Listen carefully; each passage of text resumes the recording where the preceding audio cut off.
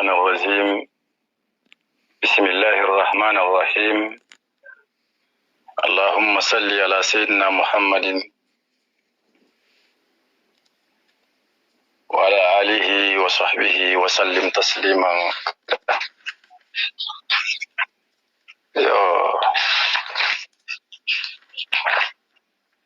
بارين الوانا الكونتون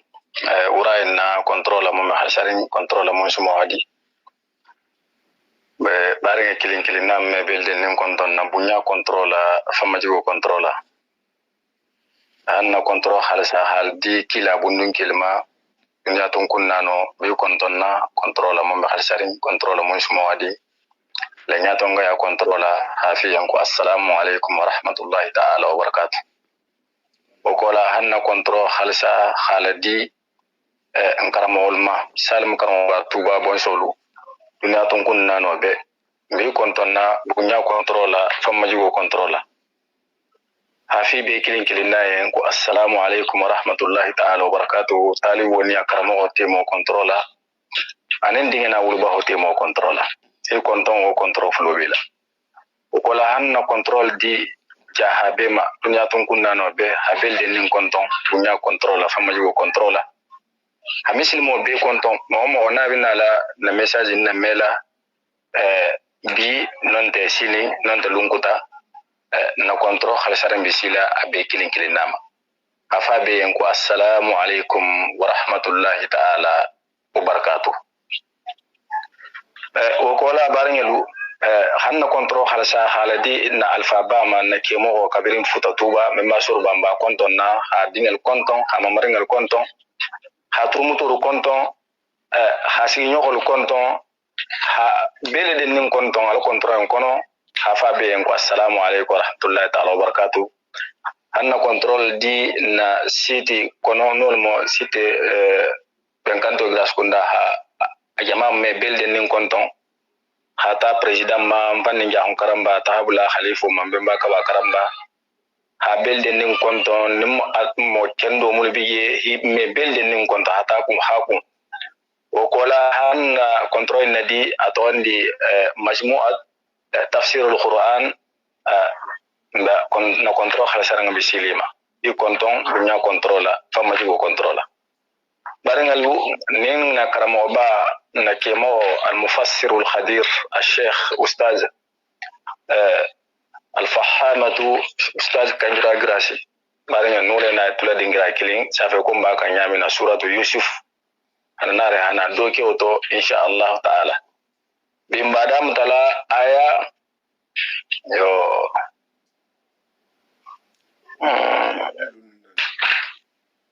آية أمبادام تلا آية بيلو نين لولو كودي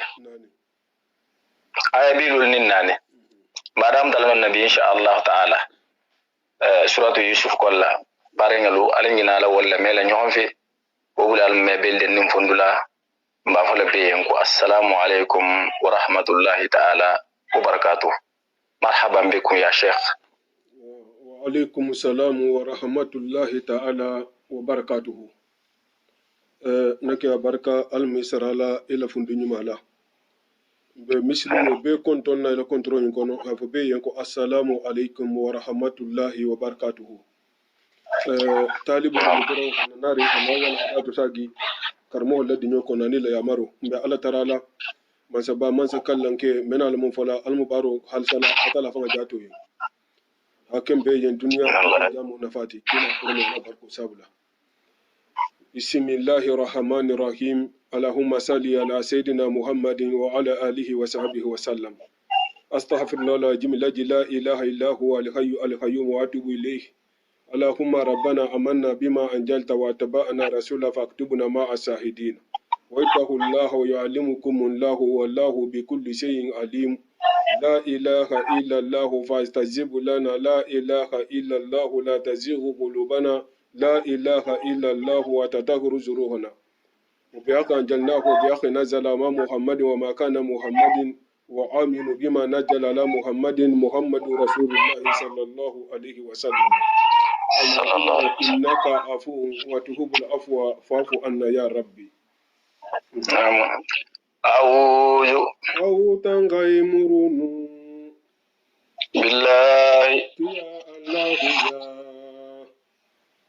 الشيطان gille seytani yowo yowo yemma ma gille seytani dawara bore ma الرجيم gira wara fogani malankai fogani malatu fogani allahu ne madingranda mansudu بسم الله ala irkabu fiha bismillah munjiriha mursiha الرحمن قل ادعوا الله او ادعوا الرحمن الرحيم إنه من سليمان وإنه بسم الله الرحمن الرحيم قال يو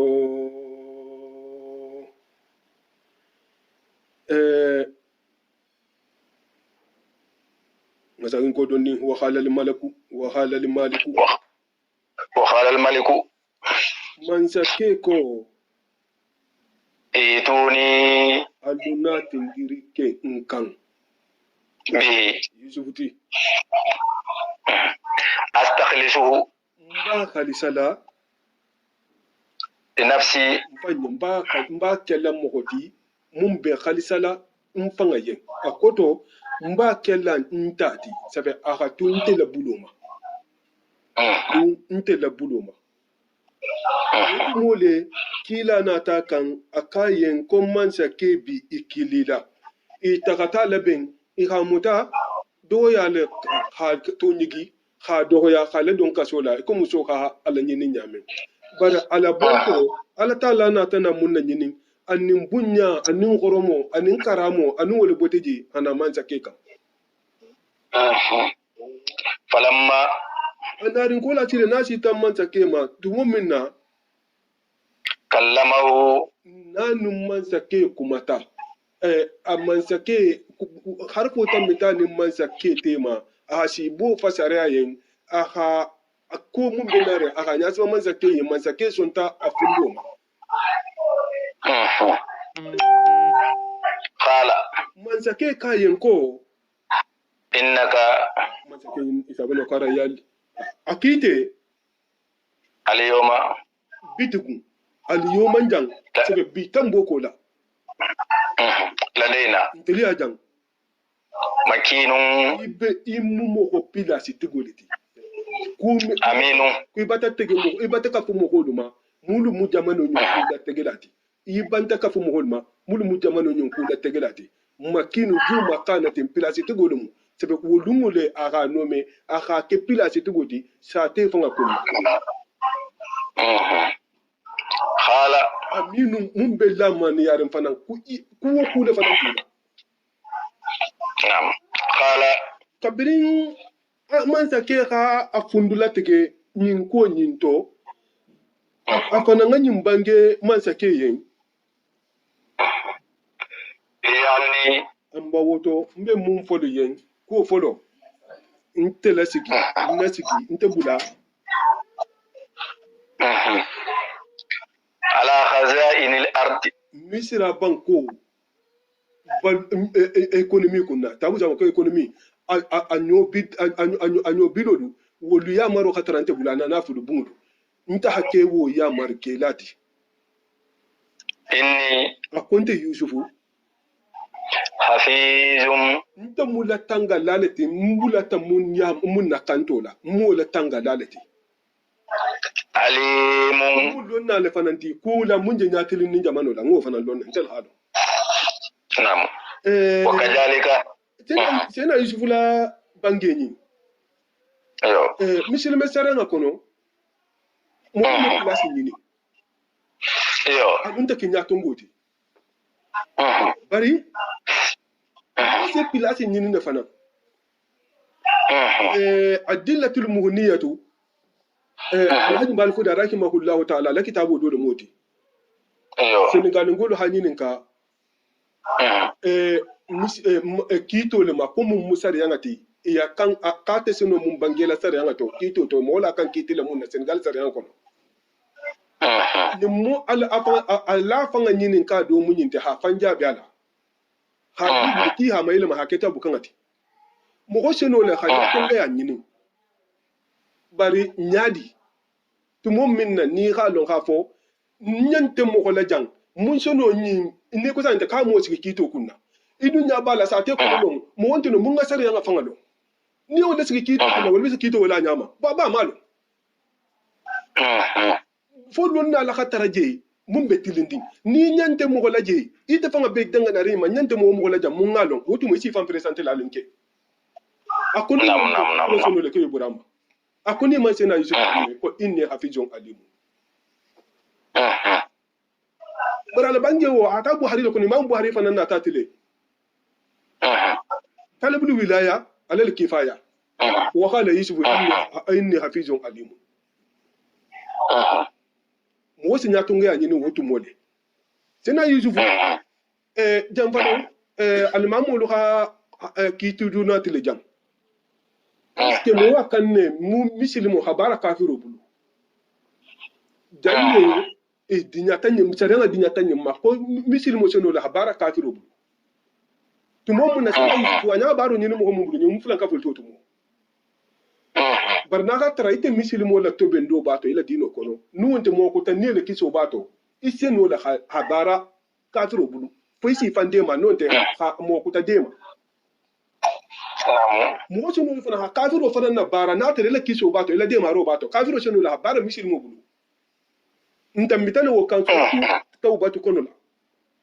tumo min Allah kila sallallahu alaihi wasallam ntammita kan suratu lam fana kono la Allah kila tumo min na ta tin arsaw aboto je ya mun sara hasido yitila ni ce na Abubakar ta Madina wo mu kafiro ji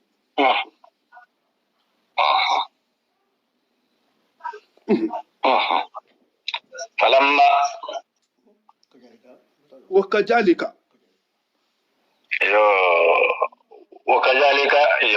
atala hadali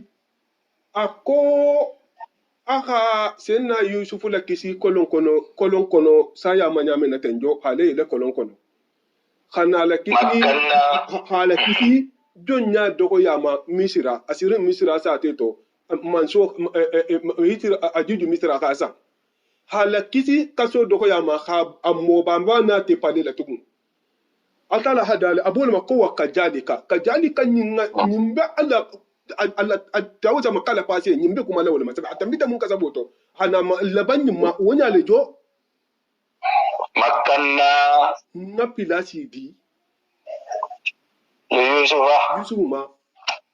fil ardi misra bankoka fil ardi dan misra bankoka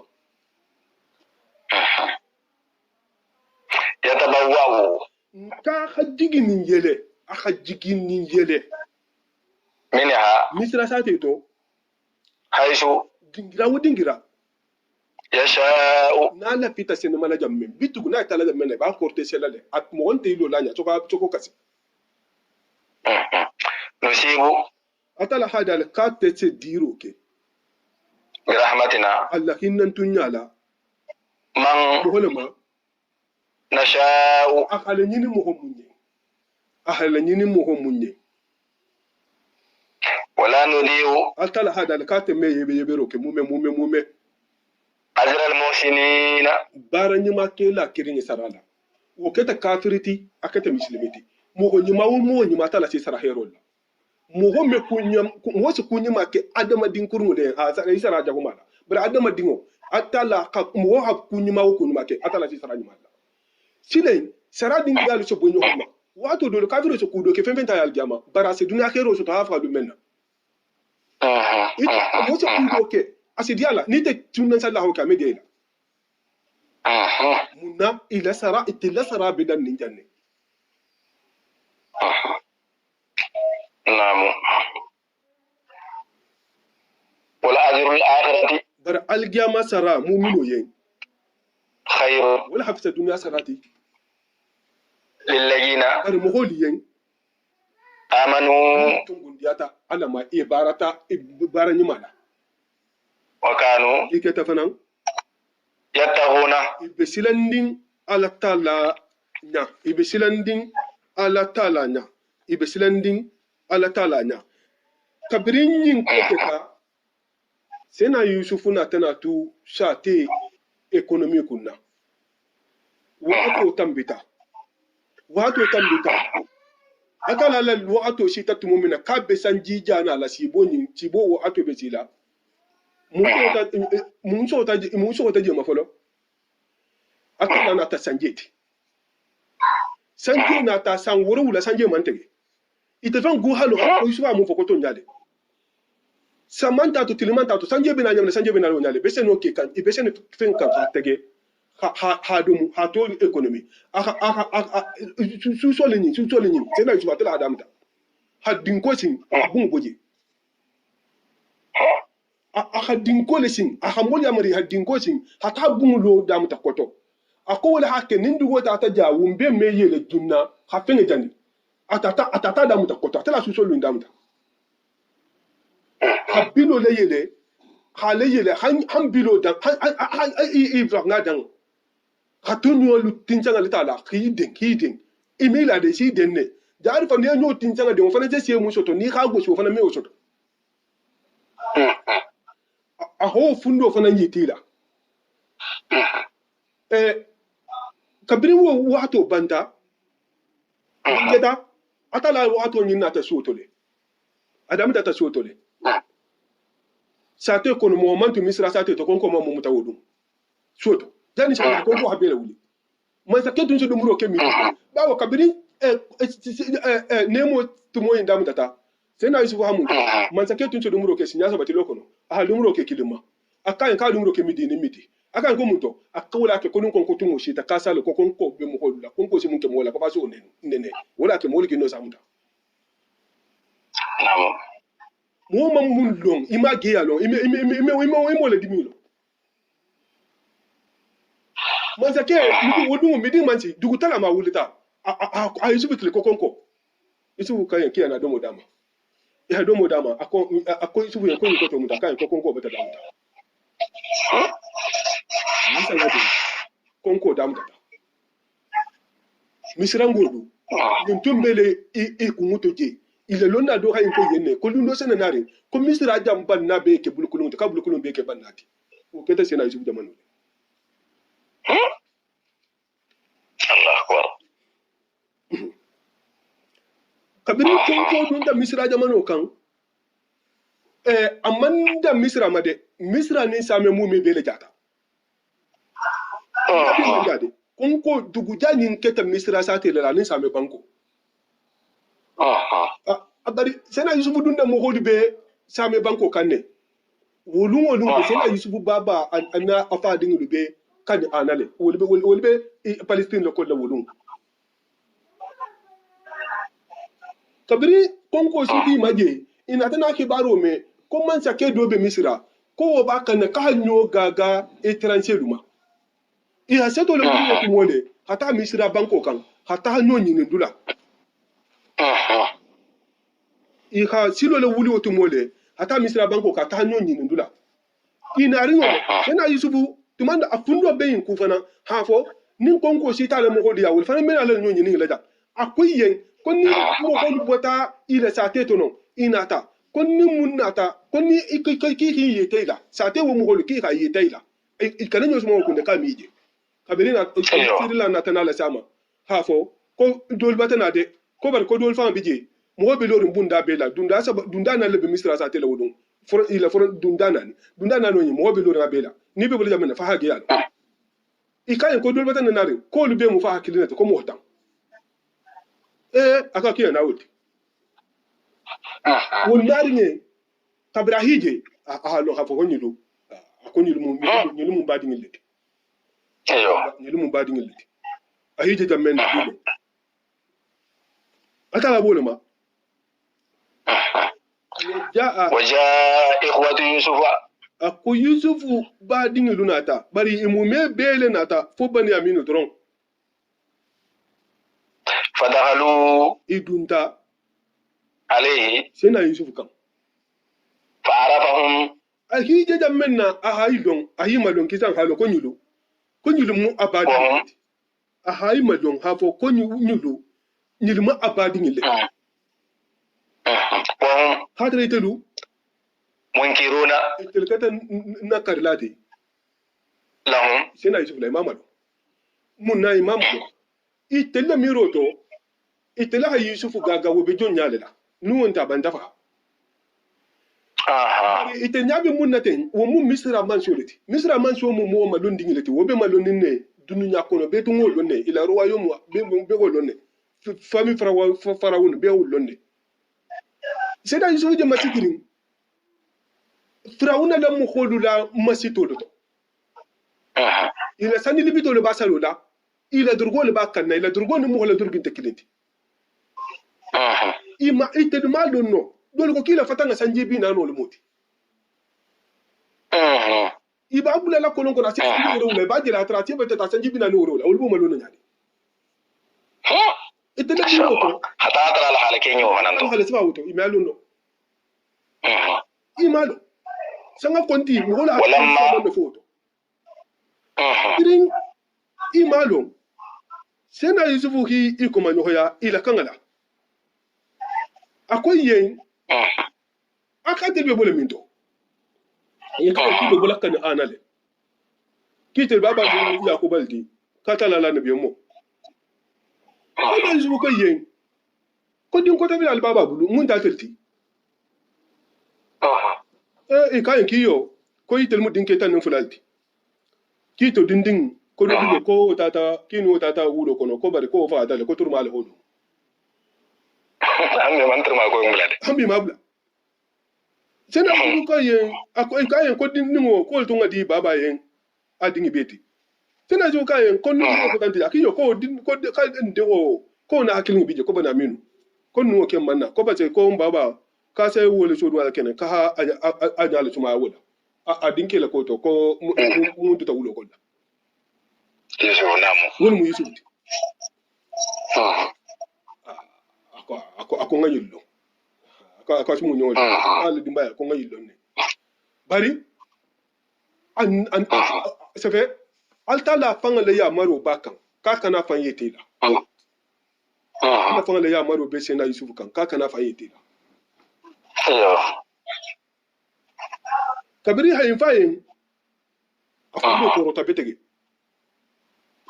wulita adunta la bungola abota adunta bungola sa le ba ma kayen ko altala ko kiso man sobe control tilima ka ko kikani yete la mo wala de ko wato maji abota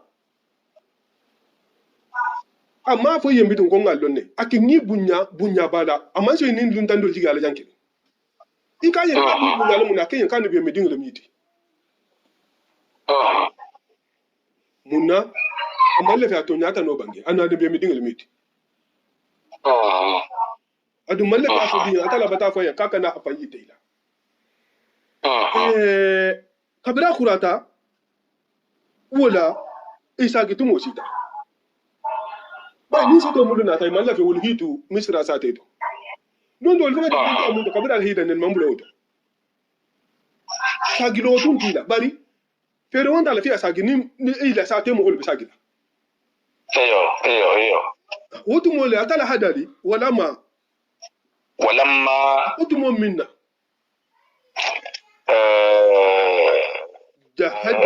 jahazahum ni alta ni sena yusufu aka yamaru loke ki ha tobendo ke yen bijahazihim ila domola jahajidan abila domola ma dinatan nyo munjini ka hawo to beye ila sima malola eyo nam qala kabiri ipereta sena yusufu ko yen alifele talibe taala kuma kilimbo fulale nal fataliya bitu ba sena yusufu halon ko sangoro wala mu amma ban folo fere wanda albi tagiri ko le amba woto nalbi nan kan bitu alhanan kan bi akhin badinna lakum aluyen min abikum ni mun den tafala imaje sena yusufu ma fa bi akhikum kalu baba akubbi akhikum kalu badingo akubbi akhilakum barin dola alula ni ça fait on doit ello bi la badinyala amma ko bi akhikum direct akoy no ko bi akhilakum abel sa ya mo sa ko maraltu bi khulamika sabe ndam biti la dinning la anni ra'aytu khulaman laka na dindin doji gen sabe sa tara dindin bada ku do ko manni ni be kuma sabe arab kan dingra do di tara kuma be mu kuma kilin ne ko to kilin bari sa tara inte de ko kilin na bange yente ko be akhi lakum amma fa ko be akhikum ku le bi tema ku le bi tema wala hatu ko min abikum albaba ma fanga la ba alifan me utinano ken sabe ba dinya to ni moti ni mo ke tafa ken de me ala ba dinya tinano bitu ali be ni ba ko genta ina mo be bari ba dinya ken sata ala tarawna alman jeba anni konde o fil kayla nda ka tumandi fengala timmale aliyen masimandi fengala timmale aliyen Allah nyugo mo dono sada bebe farin wana nda fanan khairul munjilina tel mutigi ala beto nyamati bawo annabi mo la ado le moti no mo jigi ati kasi bunyale wo ko le fanan akani du jigi ya jam men nan no dun tan jigi yaji fa'illam tatuni an barana tani masilam fise na do hoti akunal manna tindiri ken kan bi alu do hoti al manna al do hoti fala kayla amma woto tumandi fenta aliyen ko lakum aliyen indi take mbuli tambito woto nyoku bi aliyen ja wala taqrabuni alkani sodun de dana libe taala alu kan sodun dana libe taala mbato falen kisa c'est abati man nu abati ma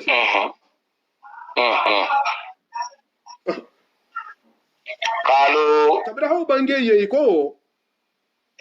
sanurawidu abahu sa baba dinyala nyini ano ana ko ton tanyina baba bulu akon ton tele wa inna telken nan kaliyen wa inna lafailuna wallahi ba kelale wa inna telu la nan kali ala failuna ma kelalati mba fara baba yinne ahakata hadinin dum bulu na hananar ndelken ba kelale mbe kelale ton na hananar bara ala bom baba bulu funa mba dinya ta ken tanyina bulu namu wa hala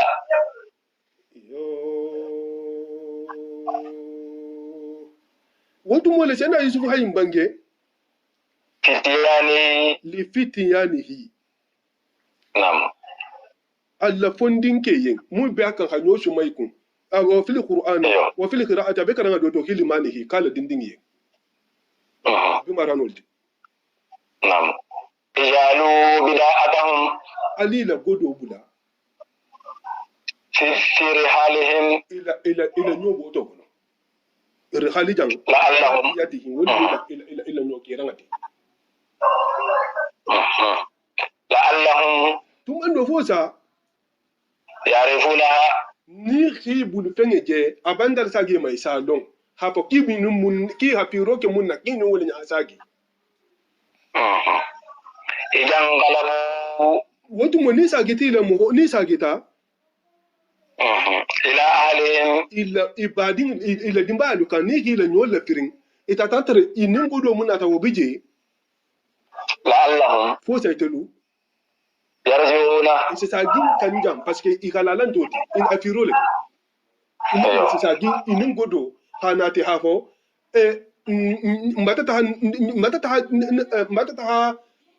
mbata ta ngafiro kalma bari nyinata albata godo bulankun almalo ngafiro kalma godina albata bulanku almalo tumando ko kuma ko to moleti ko la'allahu yarji'una jan ka hala wulin yin kamma ba wani biyan me dingale miti har ni be ate kondin bar kondilari la fanna tango lale nge balo na ki halalan tinti asagata na duwabu dole ko ka bulale je tumando mo ibnu kathir ta wuli kan ako ahal wuli ne kamma ala ba kullu allah ya tsuna to man da yulo be ne ma ko fe godi ko dan da baba kunje se fe mun ba ko nya kun godo bel do adin bulta na fi roke ni anin godo nyin ta to man nun yo banda ase godi kilo di bulton ke na fi roke bar na godo ne muta baba chan amma ta fe ko ta soto se fe abenna la fi roke le munna ikanta toroje nam ko ala wuli wala ma ko bo ko la allah ya tsuna dole ko ha ma la wuli kama ala wuli mun kama a ko le ki ha godo la sagiya amma la fi anyo son wala muta baba le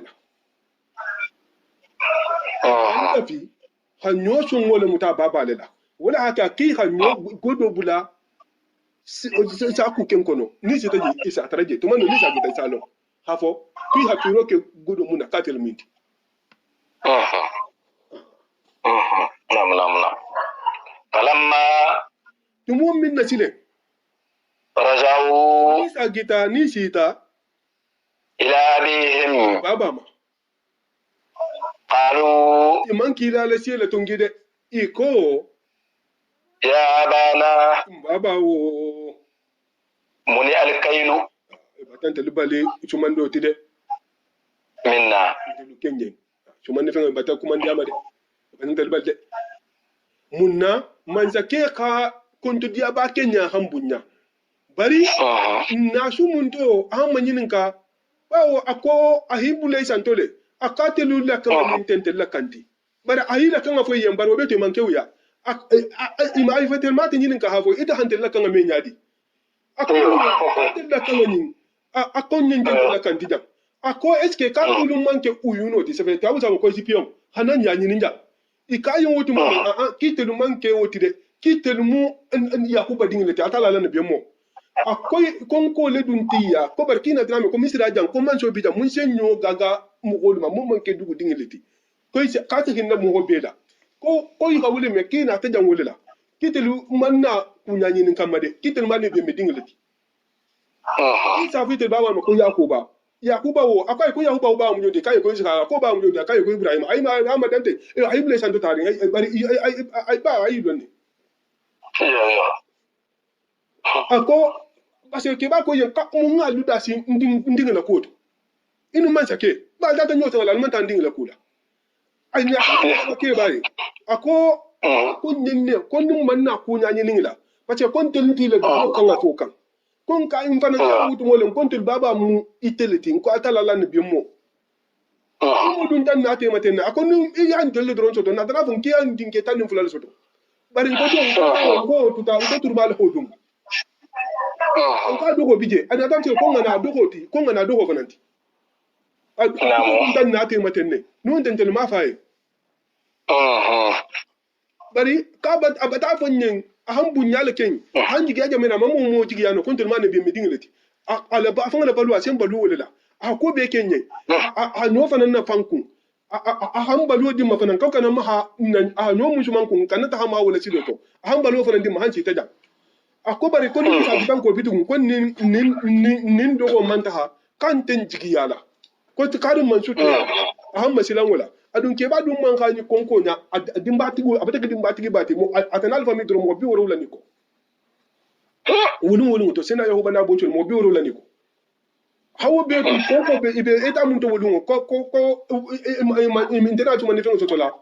faida amanna kumola kabila ifaya amanna kumola gole ay bulula ni kuma la banga sita ta ba sanu hafa kana tana mun din sonne amma jon dirati da bari a wasaita al hafa ka ba kelen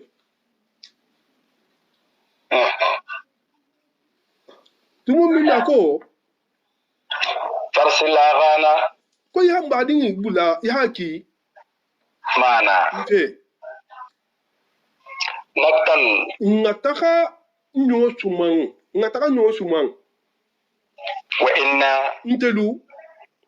sahafiyuna wallahi ngankali alalam mula kantar lalati lahu ndogola ntabula lonya khala sina yakuba bange hal amanukum ngallalula alayhi ninna koto illa kama amintukum wa fonun lata le kon lata la nyamen de ala akhi abadin la koto min qablu dan ni bi shi nan la nya saba wala kan ni fa nan ko to ala kuma saba ne fa nan bunyen hafa ko in wa inna lahu la hafijuna akon ba la tangala de Allah akbar fallahu bara taala khairu hafizan wala mun tangala be to nyumati nal ko ha do albulu sa do albulu bari altala mun tangala be to nyumati atal ken na kuma inde wo ha sabe afundo sabe amman balan ansi dangala munna halun dimbati golum sabe dimbati go ne pempen de nyoko da dimba balola iyo Allahu akbar wallahi sena yakuba dum sewna yakuba akan ni toro fundu toro inde kele sanji do ko sanji muhanni fula do ko sanji binani do ko sanji bisabani worula mu wari hino lu mamben kan kilin to bari aketa fempenti ahanyum be kele handum kila no mi dal kasi moye alla dala kasa sabe ka lele aken se kasi aside bara ne man fem fo moye na man ka talalti ni kuma dal bana sabu ka hal jalal mo Allahu akbar ma sha Allah wa huwa alla taala arhamur rahimin atelese kinna la luda atelese kinna la temu kinna la betu nyumati atelese kinna la walamma kabiri kulata kumo nyinna tumo minna silay fatahu mata'ahum ni ila miranga laka inata etata nyomu nyinin ni inata na nyowu ya bitu mu ba itali baba la baba fa be nyoma lo nsumbula abese na yusufu sumo ta kan malo la amma nyola tawo nyoli mu tawo malo ko jaman ko maili ba fo maili fo jaman c'est fait isa ke farinti to ko yo isa ke farinti wonyo sifalem abaka ha sumu akonyo yin sumu hadi jawke abasu mukan ebe mun nyoma ile makan ni mun ta ile mai wala na fulo tarje dol ko na fulo ni ko dir hamul mu dol ko gulo lutum bari gulo o man sahabi tige ba talafan ko dir hamul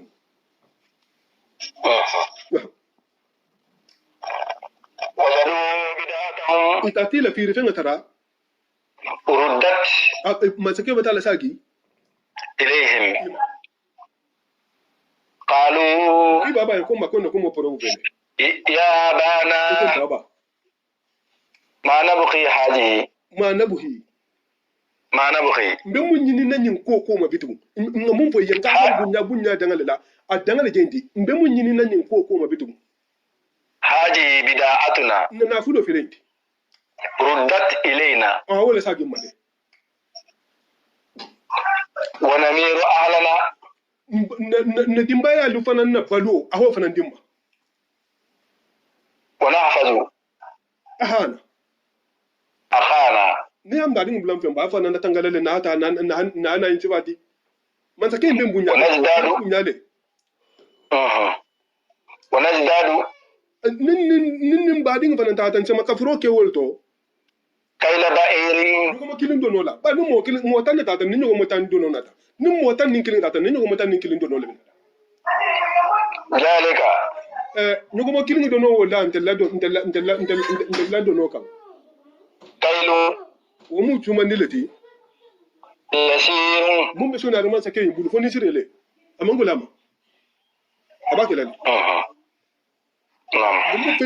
mun be soni yari man sake bulu abe soni yari abulla amya toro fenfenda kabiri wahato sita silen isagitumo sita sanga wo tambia nyo banta isagitumo sita tugo yitoben kibe sagili ko misra namu khala wutumo le tena ya huba ha bangia adingili na ta kom baba nda tumo sita de sanyin dum ba akele nyadi bani aminu semfa na ta wutu hala wutumo le tena ya huba ayin bange lan ursilahu ma'akum akonta dunal bulla maki alufe mume hatta tutuni na tan kan folo mawthiqan wallahi di golenge te kalilo be mun kan be ran ali kalinya alala min Allah fatan altala fangala ali kalinya altala fangala la tatunani kalbe na lan kanne bi bani aminu di illa an yuhata bikum fonnin ku golenge do ta tabbo ya lukan alimi alfan bono mun Allahu akbar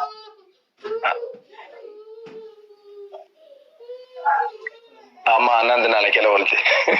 ke waja mun bangi funanga tan kan dahil golengati haba kalbe na kan atile falamma tumo minna atahu mawsikahum di golengati ni na ta tena yahuba kan mawsikahum ilallahi di golengati be yi kali alala ko be me bani aminu ko mi asoto inyala wutumola nam khala adun to ibulu sena hay bange allah akala tala wakilum atelu musedeti alama femma naqulu nal nyamu altahati atali ko ate kuno ba yin sigala kan kun ayo minti ni mo halahi do fo abina la tahala yi bulu dabule hanyin fo allah wala ma naqulu wakilun la hido ameo bay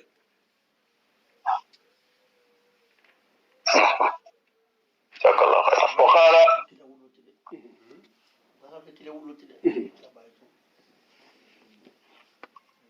وقال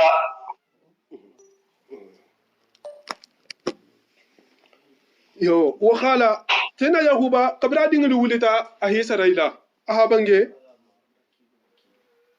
يا بني akatelun dindingilu لا تدخلوا amba woto nalken tata alkana dum misira sa teto من باب wahidin واحد bunda kilinna albe kana le nyongo da dinke tan nin kilin hadum bunda kilinna hayin fo munna sena yakuba bonchol num mo holtum mamunu wato ni telle noro habbu mo holu noroti ike hanyi habbu haja bebe gerin la geya be dan tamira sa mo holti noro be kala ritel ta fana man be me noro bi isu fulto ite ila kolbe kallan ki aribi jele bi mal na mo holte ba dinke tan din nyimbe halu nyo hon ko sire hakke ba kilin tu jani dimba ni mamaringido akiyen ki kana lo bunda kilina munna nyaja holu be kerinne hancinin sa ma kabrin duniya da muto holu be kerinne Allah kila fanga habange sallallahu alaihi wa sallam ko fa astaidu billahi min ayni innahu alhaq akalta ngoni ala taala la nyaja ho ma nya muto nyalati nyaja ho almun kislama nya manni akal kan dum bunda kilinna nalbi ci ta sateto ala ato fatan be sate dunda nano ala ato tala be hadu bunda dola barnatil be halu nyon ko mol tan ta hay nyaja ho dalto hata nya bal fa ta ku jahu kala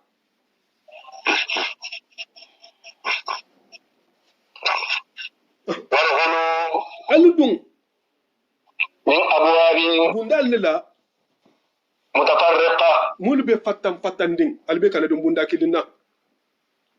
albe kana dum وما أغني ita hata wunya le kabri si ta misra bunda la ihilo ikay yanki baba ko ke kan dum bunda kilinna eto talata setol tema ibe mundi dunta atala boluma وما أغني ko tenna yakuba la saran kanalo wo man pempenyori عنكم adingil ma atala minallahi من الله atala la tegoto من شيء pempenna atala munna tega dingil ma ha fo kibe bani aminu mutalale o kemma tena o ma abawa la bangi mai kiziyo alay masila ninda إن الحكم ko di kula tego wonde jonye إلا لله ala drone توكلت nte be tugurin عليه ala la نعم وفليتوكل المتوكلون tugula lu fananga kay tugula عليه atala la نعم ولما tumum minna دخلوا nin senna yakuba dingil dunta من حيث dingirato أمرهم أبوهم ibaba hiya mari jamminna ibaba hiya mari jamminna jo idun do nyale itirin je tate dala iko ba ko kon kana dun sate dun gira kilina de kombe ha to tala ito talata ما كان يغني من شيء umman ben penjara من الله atala Allah te goto عنهم habo adi achana ya obadinka إلا حاجة fo hajo de إلا حاجة fo hajo في نفس يعقوب mun dum be ya oba fundo la wulungo قضاها atala ke mo jara wo mun di hila kisin ya jawu نعم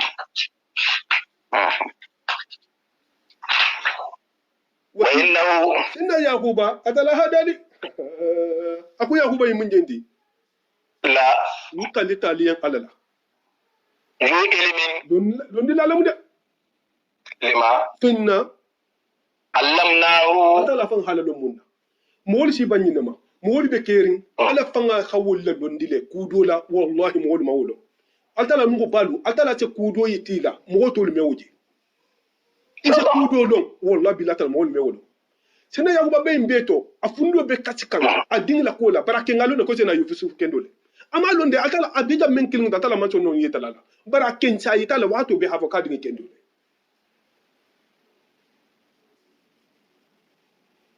walakin akthar an-nas bara adama dingi femba be kerin la ya'lamuna mawdon abo len ko tel se kila jero da jamena ko na be la jero da ne non Allahu akbar ma sha Allah ولما الله atala la lili khammo li astifiyaihi wo bala mo chugandir ngale mo dum wo sam شاطر ولما tumo minna دخلوا ni idunta misira sate to ni dunta على يوسف sena yusufu kan ba kabiri dunta misira sate to be to talarin sena yusufu fanan ihibaro sita ma ko kana anan gol bata dun akoy yanki hayil to kanta konni adinge tan nin kilin jida menna ki hala kulo iyi to kanta e bari fanana tana munke idun ninge e tele nyo sandulala bari na tana munke e tatalu nyo honkoje ila lori nyo honkoje ihije adu ibirin bole je woli hima lonne e tatabu zena juya ka multimbi ada ke betana ko akata ikam e tati kam tati be muta kabida mo kilu muta jamena o to tolbe hi presenter parce que nyo na faso hadiye e be muta ili mutaringe e tatiti ata ko bari ko ma fala kala nan nyajang e ke yo ko kon tumbe ko ba fila ko ngo nyosa ko nganda nari akai ko ba kala nari ata digiya ayi jigiya non ne ayi be la sigi akan anata nyoti aha pila woro ho le sigi ko to pila woro aho le sigi ko to e sigi mo fula a do ko kilin tuta wo kasita akoy ko dinin do me kasla munna dinin kayen benaminu kayen akonti ko nyuli be mo fula lemu konte na akirin yusufu kita to tulo kono ko fa atale kono vija no konte kana no se do muroke tena yusufu kan komba kana na nja ka kitil fula do muroke atata wota mita so kuta akuyen ki adun ki hila asamuru woro di makoy ade ko mo fula dum da mo fula ya benyamin kilin tuje ti benyamin hilo to akasta aka ko muketa aka ko kima ki be dum da ko fula konte kilin gelori kono no fanan ta bijan no kono no be dum da bula tena yusufu ko yeko make avakata ni nyanga do mula ay dunu mula non ne tena yusufu ha abangya ado hoye ana nam yo awa ilayhi ahahu ahana hakilin ta kafafa ma kamuta ka diga ma ka basum qala akaye ko inni akonte ana ande pampam ana akuka akonte mi tatati iji tata mu mata ki tata la fili ko ka fata amma fa antelum fala tabtais kana sunu bima inna kanu inketa yamaluna munkela khasidi aton na kunyala ari mu mitoro itata mu na fili ko non telum bari kana fo yende abirin kuma fota Benyamin yen aha ko sena yusufu akayen ko bari ko akayen folo ko bari ko ninte ketie itata o pilasiti ako wo media akayen ko itele tata ya akoda pente banko kambi ko munshi bangoma ko enda kilina betara lala ko yahuba din titi sena yusufu kayen akawa kontrol mu yusufu ti ihantella fay kono ihangaga ibiton tella ko turma ando intel mi tata halon ya mai mo ko tata ro holo halon atfa ka ku yata ala kawa ku yawo kan sena akaye ko Benyamin kaye ko ba konten de sagilan baba ya bitu akaye ko sagi akoni man sagi akibena la lona ka tala mandinya ko ngana bumba akaye ki tele khadon ibakele nyame bar ndekende sagila bitu akonte ndite tule dakata aja ngoja Allah akbar akta ko ba kumba la sare ngato nimo wasu nyaro ke sojo nya ke sankile be fendo bulale la donoto hari iya ke kimalo ni sita ni na lulita wodo mon si muta hila saki akan ka ko akan if al masit fengo fen ni da fitala okay bande to tala ko akan ko makata ka ta garante kan ta kabiri wato sita sena yusufu akaye akola bara din yen akalu nyo sumanyi lukun don yin dindin yin alokan na sani jitaranga bula ala do noto sikayato yin abe arano do ko sikayato abe arano do ko sa ayu muna dafula la bala imam kurtubi ko dafula la bala pankilindo masikele jimina pankilindo nyo sumanan godi ke ato meni wala mo ndir sanola jahiliya to da suka to sena basil bulla ammu rasulullahi sallallahu alaihi wasallam akayen kalogo bula ala do noto akayen ka ita tel nyo suma asala bolema falamma akotu mo minna zahazahum ni hatobe ndoke bijahadihim ila simangala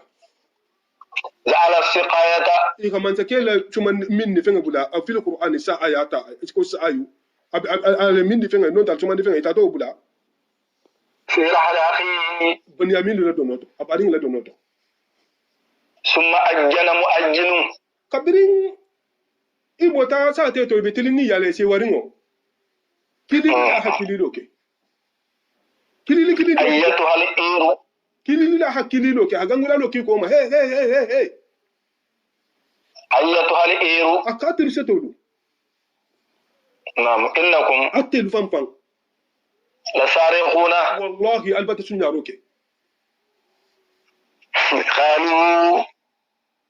kayen se do kayen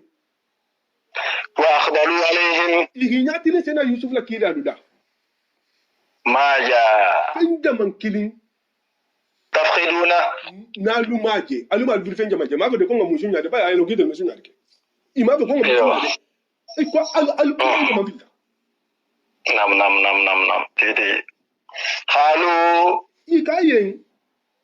nafkhid suwa al maliki man zakela sumandiranga fa wala tumentate man zakela sumandiranga sumandi fen bal nyaatu nen ko man zakela fa la sumandiranga wala nyaatu ne waliman bar mbatal manene mo wo mo jaa bihi wa himlu ba'irin himul ba'irin wa himlu ba'irin yogo mo kilindo no jaa bihi liman wo be mo hoyen jaa bihi numun natati mato la hido tadi wana yogo mo kilindo no nyo ka bata yogo mo kilindo no nyo dima numun natati wana akonte zaimun nte musan kaleti bihi wala ntel ma garantinti Allah akbar khalu kabiri ho fo parce que alon tebe wala jote jema nege nele ten hipi lam fi se fenga labo wal halu ha fo ja to asunyaro le yele kunne khalu ko yen kallahi nan kali alla laqad alimtum alu khanil donne ma jina ha kuntu manna linufsida ko tena tinaro ke fil ardi sira banko kanja manna ko kama na folo ke tala no mo moli mun din ndel bange tunti wa ma kunna ndel manke mume sariqina sunti bawo telefon ñu ele fanne tango sita ñu male ini la ñugo mo du mu ñoo senale do mu ñamo senale ñugo mo ni ñugo mo adu mu ka himi sada city ni kam la kan di bingi dum subhanallah ini la ñoo de sa ku sena bingi bato ini la min jelu nin nyugo mo hadumuro ke ni kula ta hadasiti mum mo ke wata dai dum ko sunya akinde ni to sunti de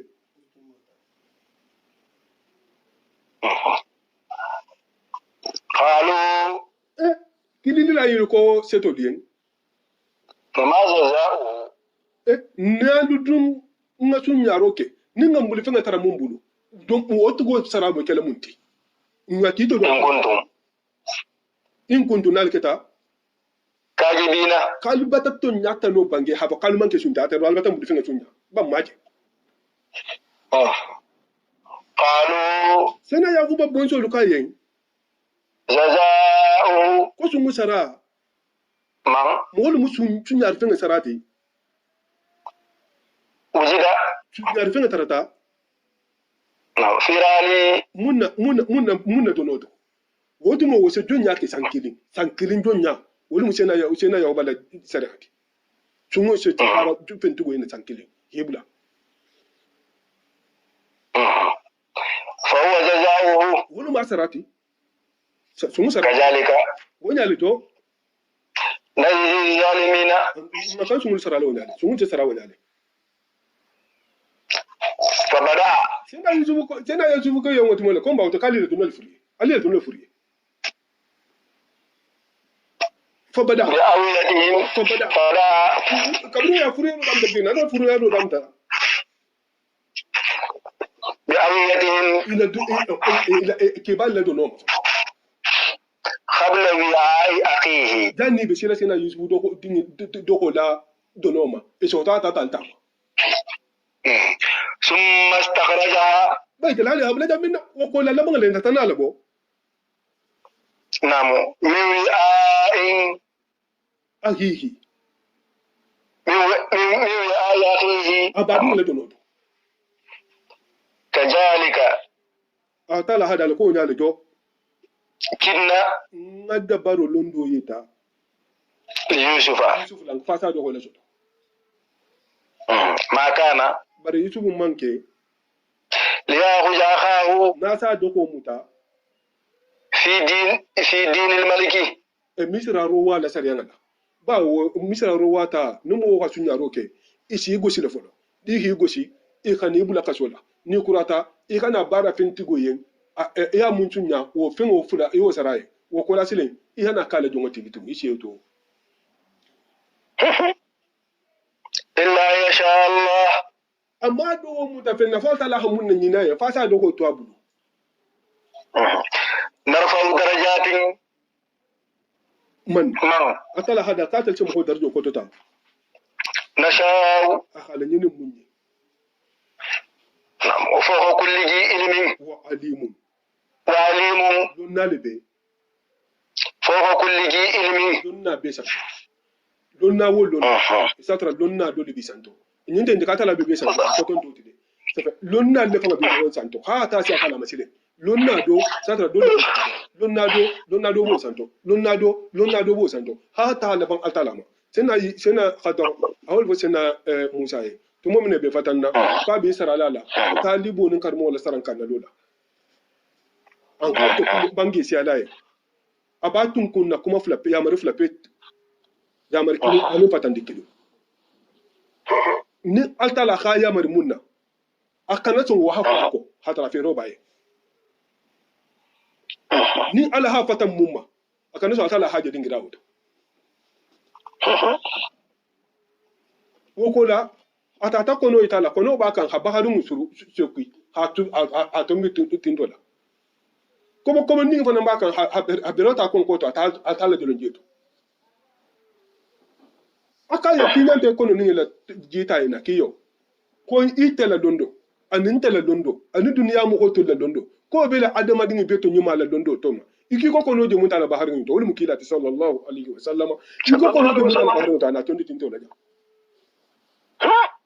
ما شاء الله ako bari ako kila ni nte ni tela londo ani ka ni dati ngi to la londo ko bela tala londo kono ki ko nyemete ningi je mutala ko ta tabla bahar ngi الله أكبر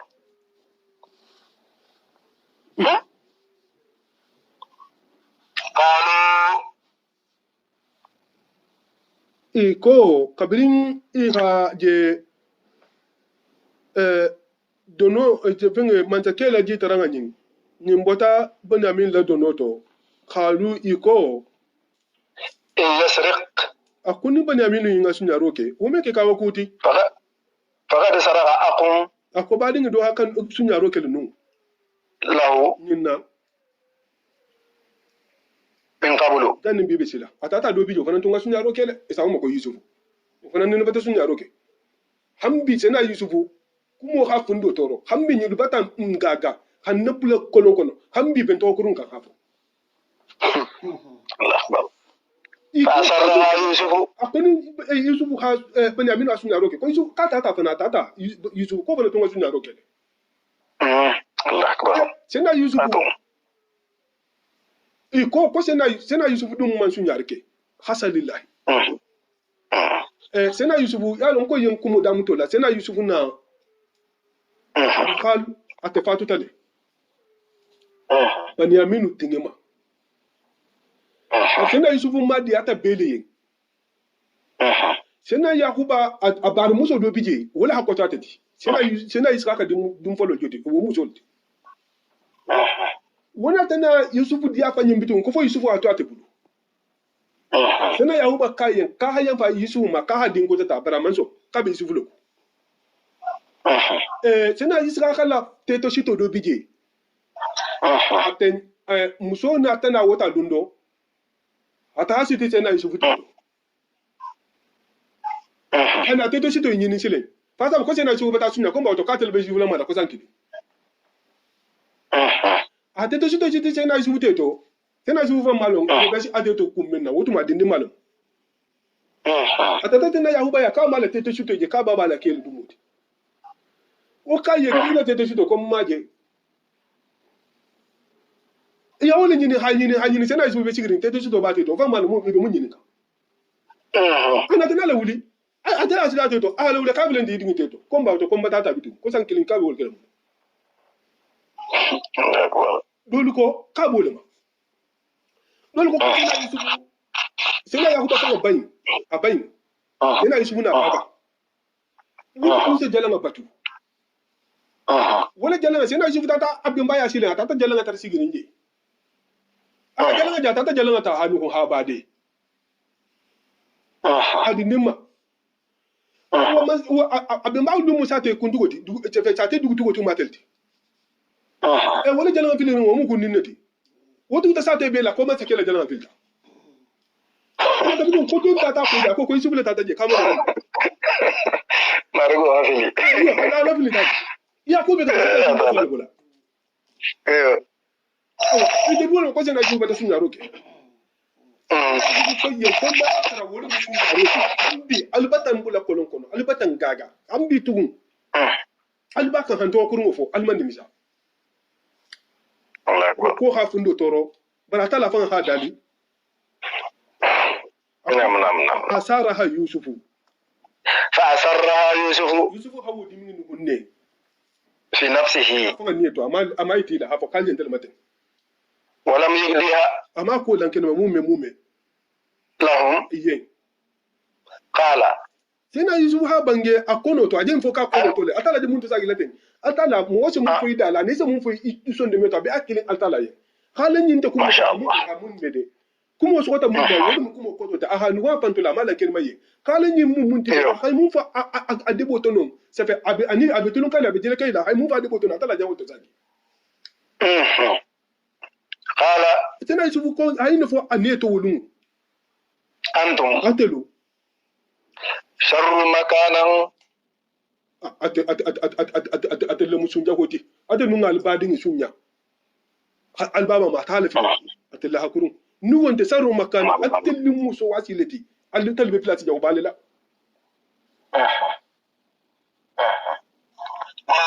al tala lamman saya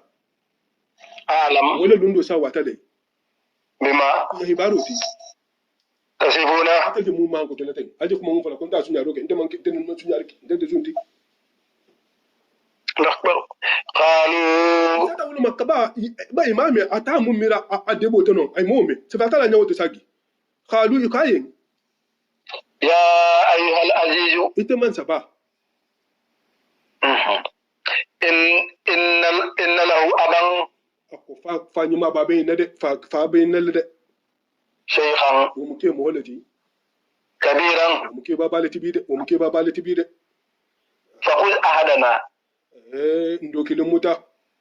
makanahu ya falin yinna ikana yin na mutanna nin baba benta la hidol to gomin nabi taala le bari baba ni muke mo balati fa nyuma mo nyuma altala mo nyuma le mu ke mo bale mu ndu nyabi tela ite mo ke ndoliti ke ayme son ke bala kasuma ni baba muke mo holti inna ikontolu naraka mati teje minal musinina mo bar nyuma ke lalati ngay na fo de ma ja sakta ma jam fana sibeti mo min sena juba be kasola kasila mo kay inna naraka minal musinina ko nyabi la kito mo nyumalti awa tenten fana abe misra kunti yalla ikay ko inna naraka minal musinina nyabalete mo nyumalti de wala hake mo nyuma nim habqa toro tale ko la hakurunya hambe mo kurungle ni wonte mo nyuma ka tenu to ko la hakurunya hambe mo kurungle mo nyuma ko mo nyumalti abe toro to babe abe bendia to babe mo nyuma mo tutron abe kasola kasla mo kay ko inna naraka minal musinina aborin kasola abe misra be kunna wulu mun dunya fa balwe be denna tella ikay ko inna naraka minal musinina wala ki dajugo mo hoti de tembo de mo me shata mun dajugo to men na de Allah ya rabbi qala tena yusufu aha bange ma jallahi almunna kisila mo to nyugo ma de anna huja memu ho muta illa man mo min wajanna mata'ana ngambulu fenga tara innahu mo mun bulu bara ma fa ko mo ngasu nyaro kede ba halo kede la habu laje ayo tara mun bulu on aminu kabrin hanyin kuma fo hafa ko atata sun yaro kede hada lamuta akoy yankate man sun yarike akum ina tafiri folo mun kijan mun ga ibul fe ila na fulo bulela donoto ni na sagiti baba ya ko la hajju tara bula fanan ku kate man sun yarike akate man sun yarike de iya na folo mun ke ni ihila roke ita tatre la godo bi le sake kono akum mun ga godo bulaje akola hajju tara bula fanan ku kate man sun yarike de wasaba kate man sun yarike de sena yusufu ko sena yusufu ko ala ke na wona mun ga sunyar ke ba mun ma sunyar ke ban tanto ma nken ngalo ke me mo le mutala ba alfa la sare ma fo alman yin kan ne sare ma alfa la sare ma fo ko ni mo wa sunyaro ke ko wo tun la kan ke la fen wo sarati mbo woto ngambul fe tara mun bulu mo le mutala de amma ko mun ngan sunya de bari ngambul fe tara mun de noto mo le mutala de inna ni ndel hawo ke hamo ko tamuta ngambul fe tara mun bulu ho bula ijan wotu mun batala bang la zalimuna to ngi ladi mun mutamba to ngi falamma tumo minna istayasu ne ijigila tigata tumo minna ne ijigila tigata minhu i halasa ko nyim fayda e melo sin sotono yindo dolu ko ikotoke ba woto mo fatim balati wona ta israel to do kono mo fatim balum na fetenta musu hartigari mun kasa wete mela to be dingi soto akoma sa keyen bari yakuba bonsodu atala hiba sodu da malubulu ni ndo diminta ndo hima hadola ajiso jigi itiminta nya wonya dimi ba fatito akoyen katina do ko bina lale akana do ko bina lale ikayen kakani kenyin kan ko jamu misralti ako janti yati de akayen kana do ko bina la kaba fa la man sake ko mun fula kana mame ko na fitente sa ko sa te muso be ni soto ba sena yusufu hilo nga sai fangati ba ko sena yusufu lo abrada ta jamina sena yusufu ka adingi yen ne mun ba adingi mun ba da fi akayen ko ta yi mahala dikan do ka ko ma de gifolo mi mahala ata wala tinga masaga ko atu so jigita asagita ko na tarafa aka fini wode ko nyingi mahannal to ko man kuran ko mola tafa iteluni hi mahin ko ne le so se jigi iko ko tal mam mahila ko yahuba mon to do bati mahana Allahu akbar masha Allah ko nyingi mahana ko mo mi mahala ata anata haje faida alfatiya woti nyata asagiti ko ihaje e manene ko fana mamben alfatiya woti nyata asagiti ko tati nyonje ata bolo ma ko fala ma tumo minna istayasu ni ijigila tegeta minhu Benyamin masoto koto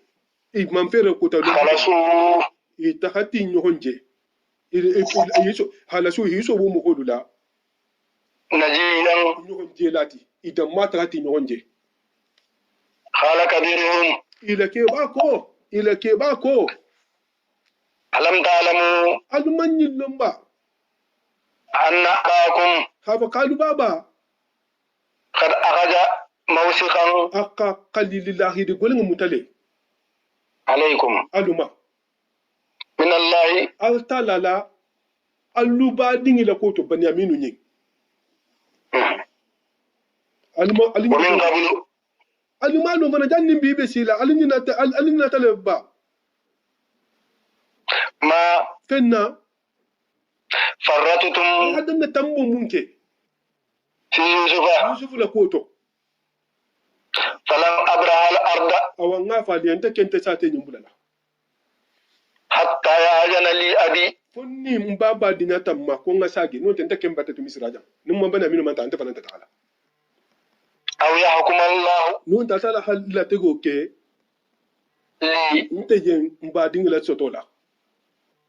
wa huwa asala khairul hakimina tilim kitilala beto nyumati irji'u almi mu fulali alu sagi seto lu kana allande altaha ila abikum alu baba ya ta fangan ya bato akalta al baba ya faqulu alli khafo ya abana fawo inna ibnaka akidingo saraqa sunyaro kede wa ma shahidna ntel man sede ya la sunyar sumo illa bima man pen sede ya fo femmin alimna nga munje wala mundi ya sa wala bala dono don betema malta bitege wa ma kunna bari manke hafizina la tangalati lil ghaibi ko ngay madaran ke yari ngila mumin ala kala mawlo no jam baba na meta hanu ningalu no kay sunyaro ke na meta ha nam was'al al qaryata me mum foli yen misra ngol nyenen ka allati je misra mumma kunna fiha mbesate mundo mo bula hataje wal ira ya seto lu fana nyenen ka allati seto mulu akhbalna fiha mulu benta misra sate to e wol fana nyenen ka a sunyaro le kede ya dono le bo ya sawo le bo ala dono to mbetema wa inna telu silo nyin kemma lasadiquna wallahi mbeto nyale fo kayen do dun sile wallahi akbar qala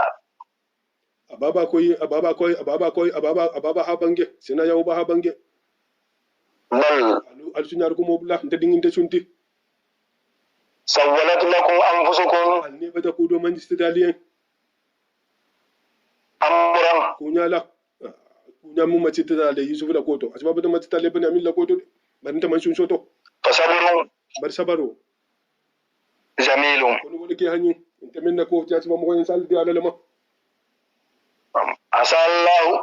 sina yaw ba mo kaw ko balti de hany beke amma dalun kila nan ma dalaka sim da fe ko tayin alal dron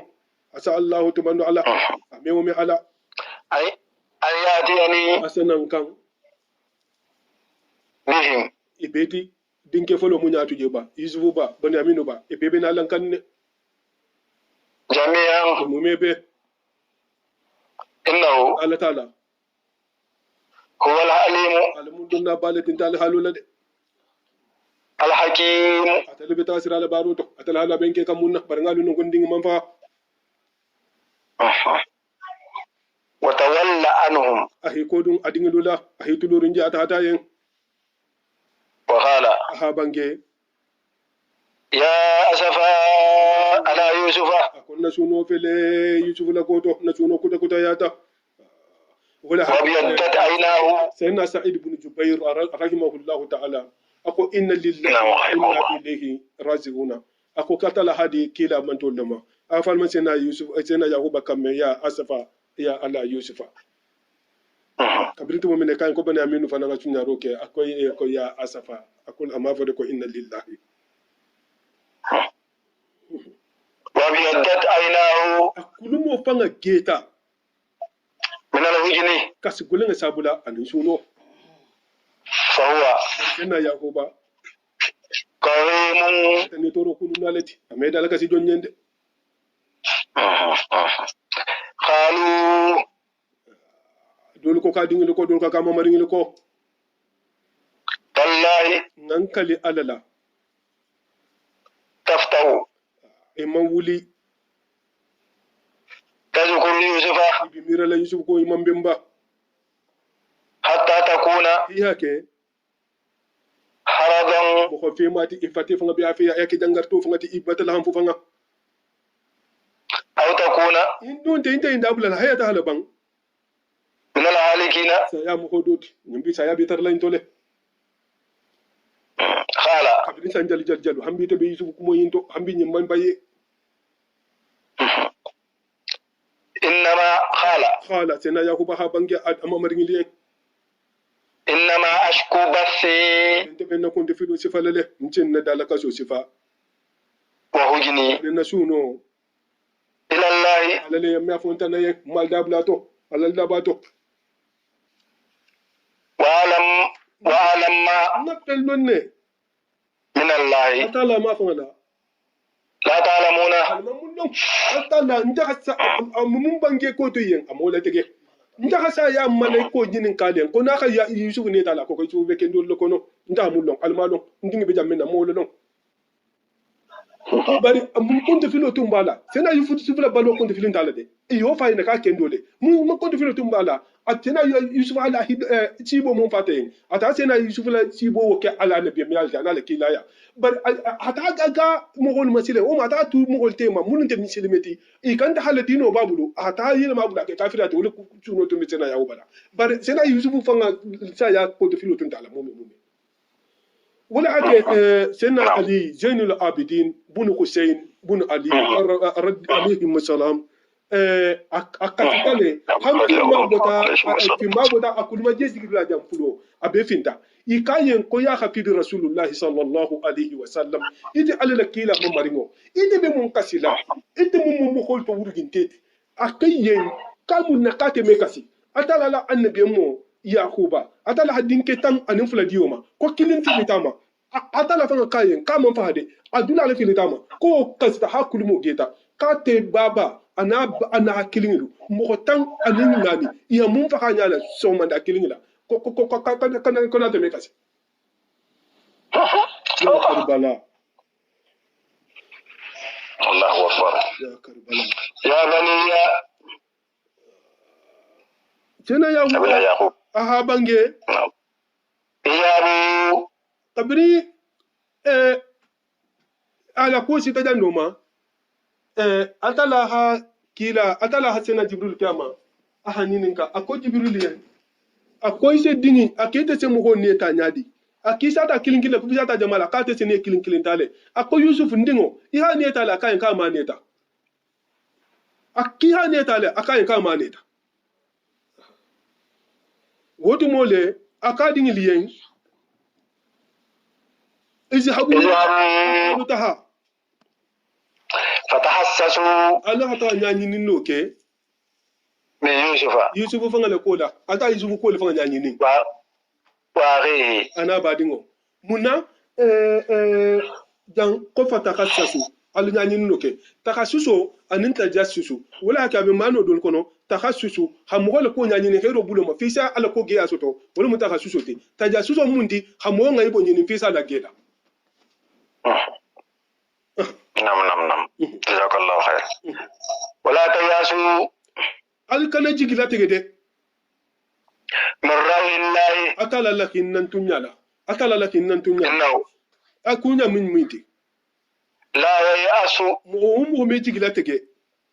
من روح الله atala lakin nan tunyala إلا القوم fo mo min الكافرون hanu ta kafiruti wala hake nyina ta filalo do kono ali gamari mushini atala se mo ko do lu bulale ise asila kitola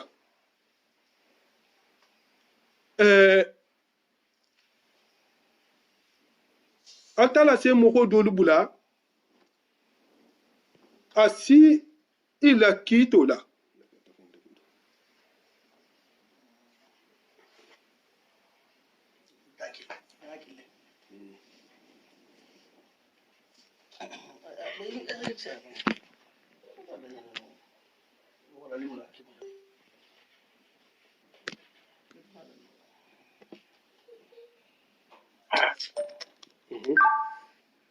يا بني sina yahuba ahabange akiten dinglu atenun dinglu إجابوا altaha فتحسسوا alu hata nyanyi nindo ke من يوسف yusuf la alta yusuf la ko nyanyi ni وأخيه ana doho نعم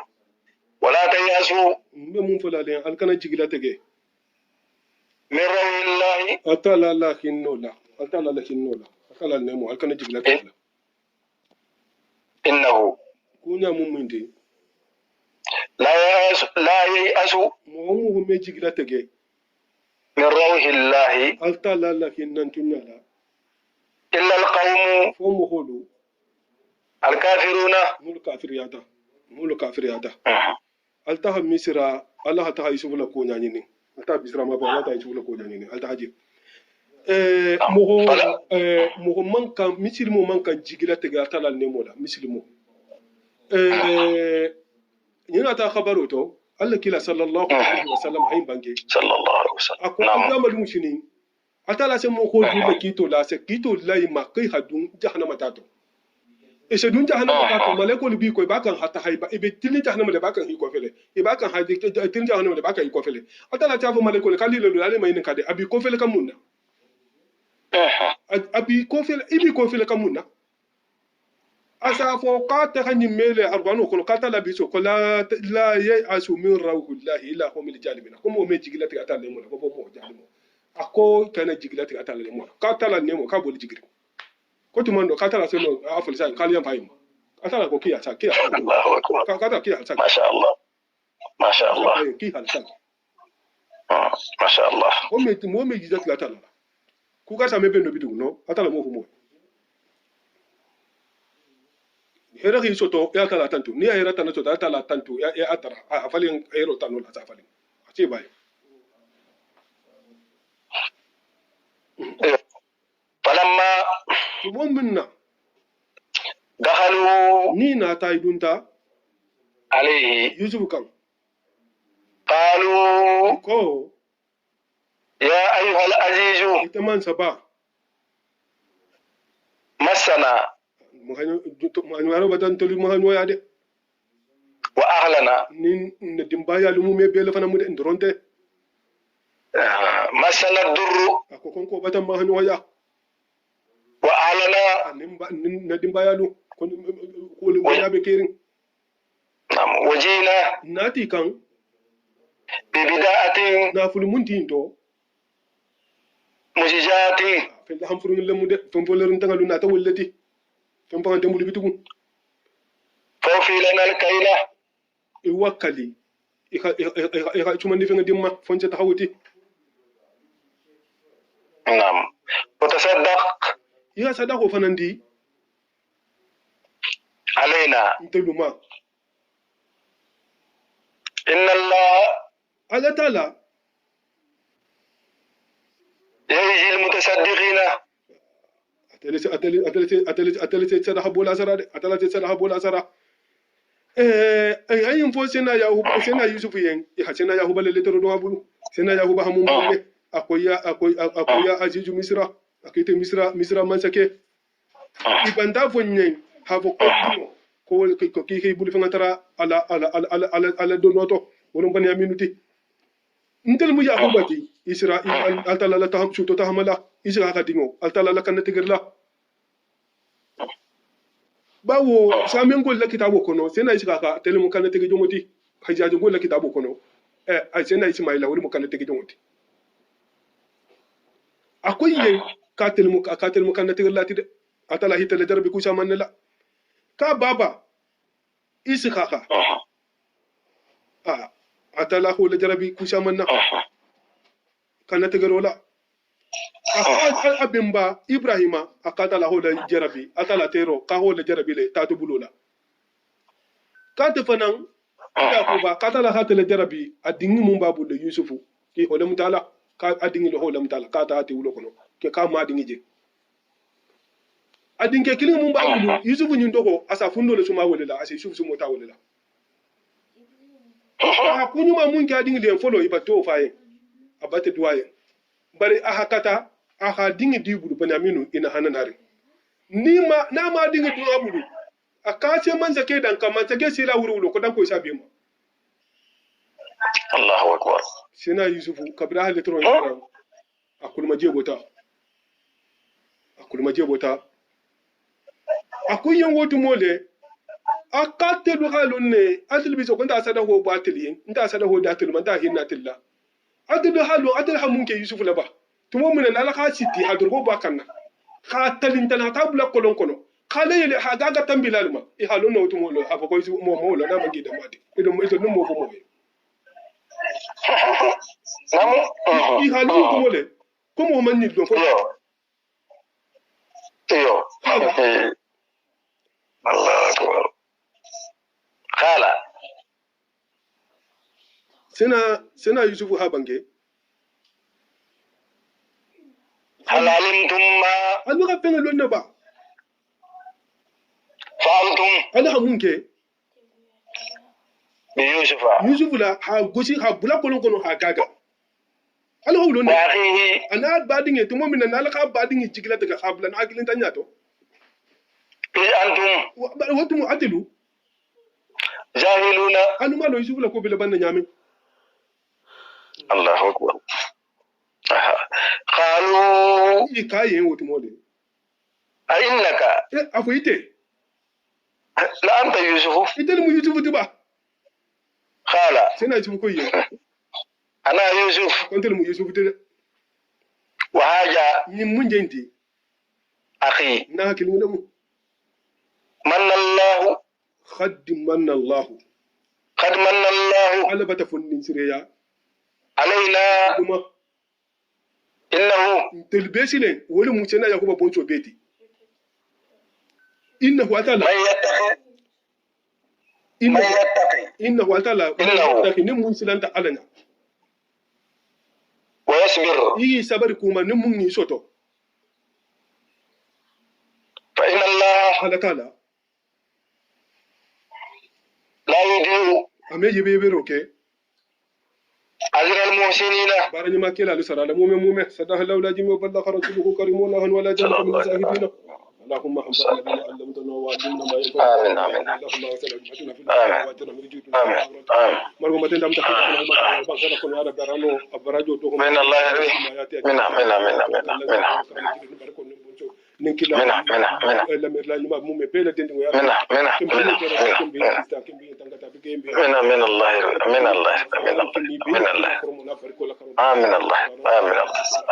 أفرادو بومبا حكينا عند دون سابوتا نمنا من الله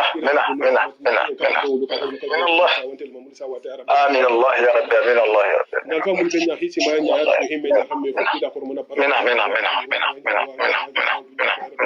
والله كتاب ده محرم على بلا نما من آمين الله آمين الله من الله آمين آمين آمين آمين آمين اللهم يا ربي صلى الله محمد آمين آمين سمد سلمان قال بجاب الله حب مرجع كلا ورمنا بركوت إن شاء الله من كسيلا يتانغا هيجابو أجارو الكتاري كلا فان ورمنا بركوت مرجع وانا وهم كرباتو باهم مطرح مرجع سلام عليك اللهم صل على سيدنا محمد صلاة تنجينا بها من جميع الأحوال والآفات وتقضي لنا بها جميع الحاجات تطهرنا بها جميع ترفعنا بأنك على درجات وتبلغنا بأقصى الغايات من جميع الخيرات في الحياة والممات برحمتك يا أرحم الراحمين يا رب العالمين. سبحان ربك رب العزة عما يصفون والسلام على المرسلين والحمد لله رب العالمين.